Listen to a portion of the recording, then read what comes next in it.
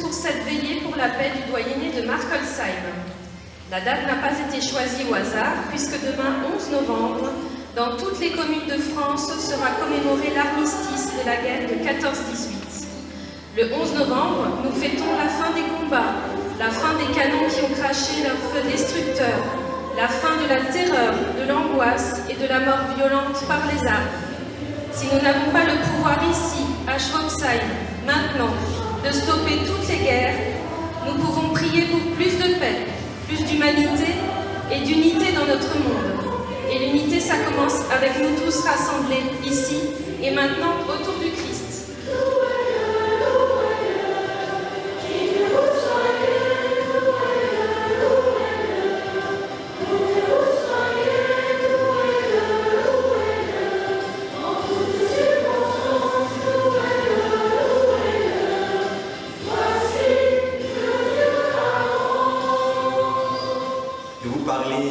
De cette belle expérience des JMJ que nous avons vécue. Je ne l'ai pas vécue en tant que prêtre accompagnateur, mais en tant que pèlerin. Donc ce que nous avons en commun, c'est que nous deux, à cette expérience spirituelle de Lisbonne, nous étions pèlerins. J'aimerais d'abord définir tout simplement les JMJ. C'est quoi les JMJ? Qu'est-ce qu'on fait? JMJ, donc JMJ, Journée mondiale de la jeunesse. Et donc, les JMJ sont en fait des moments de rencontre des jeunes du monde entier, autour du pape, pour vivre des expériences ecclésiales, des expériences de rencontre, partager l'expérience de la foi. Du coup, moi j'ai vécu les JMJ avec le diocèse de Strasbourg. Je suis partie pour la formule des 2 semaines, ce qu'expliquait avant Jean Parfait, et nous avons été accueillis dans la paroisse d'Aguada Decima. C'est une toute petite paroisse et on a été accueillis par des familles d'accueil. Nous avons logé chez eux, on a appris à les connaître, à savoir comment est-ce qu'ils vivaient, parce que du coup c'est un autre pays, c'est une toute autre manière de faire comparée à ici. Avec nous, il y avait aussi le diocèse de Cordoue, où là, du coup, les journées, on se retrouvait et on faisait des petites activités. On a fait des balades, on a fait des jeux, des activités dans des gymnases. On a profité autant de repas aussi. On a découvert les danses traditionnelles et nous avons aussi dansé des danses traditionnelles d'ici et de Cordoue. C'était des moments très sympathiques. Pour notre première étape de cette 2e semaine, nous sommes allés à Fatima, où nous avons pu avoir toute la journée sur place, qui était une chance parce que ceux qui venaient juste pour la 2e semaine ne pouvaient y aller qu'une demi-journée. Donc nous on a vraiment profité, on a fait une messe internationale. Donc là on avait des évangiles dans je crois 4 ou 5 langues différentes.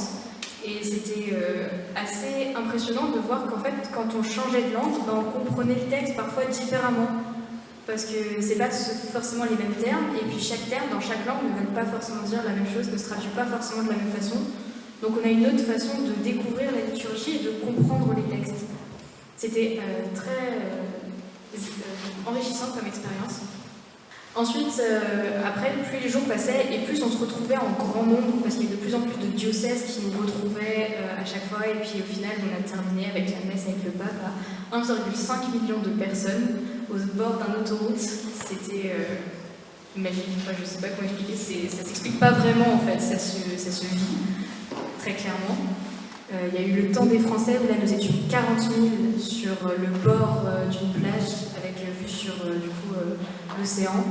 Il y avait des groupes qui sont venus, il y avait des témoignages, c'était la fête partout dans les rues de Lisbonne, de très très tôt le matin jusqu'à très très tard le soir. On rentrait, il était minuit, les gens dansaient encore dehors et criaient des slogans par rapport à « Nous sommes la jeunesse du pape », etc. Donc plein de langues différentes.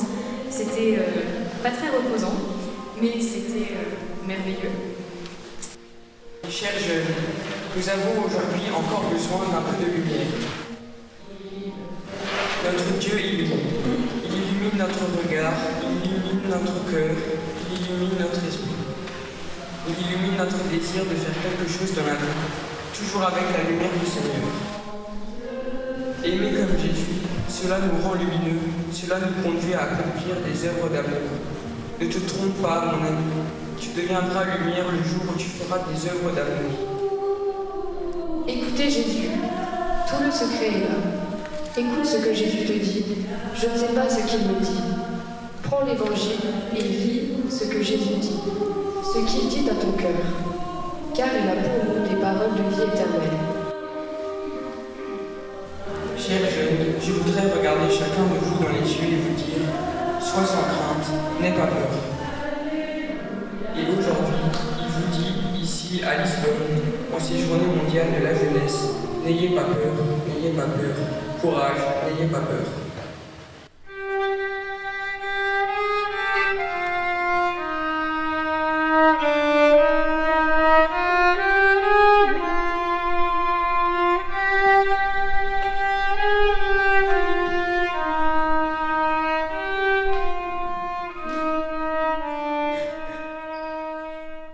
Lorsque on regarde les textes originaux, c'est-à-dire que le Nouveau Testament a été écrit en grec, vous savez, de voir que lorsque Jésus parle du Père, il dit paix à vous, la traduction paix à vous, c'est pas la paix soit avec vous. Parce qu'en fait, Jésus ne fait pas que souhaiter la paix pour eux, il leur donne la paix.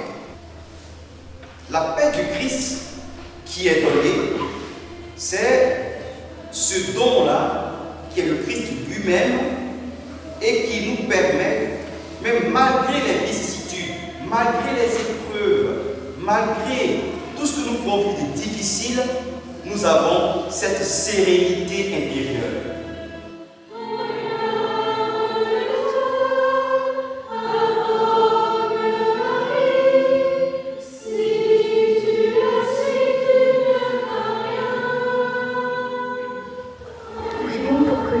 En cette période de partiel, ils trouvent auprès de toi une force qui les rassure et les aide à avancer dans leur révision. Prie l'Esprit Saint et aide-nous à être des artisans de paix et de réconciliation. Pour la paix des coups dans ma famille et la santé de mon frère.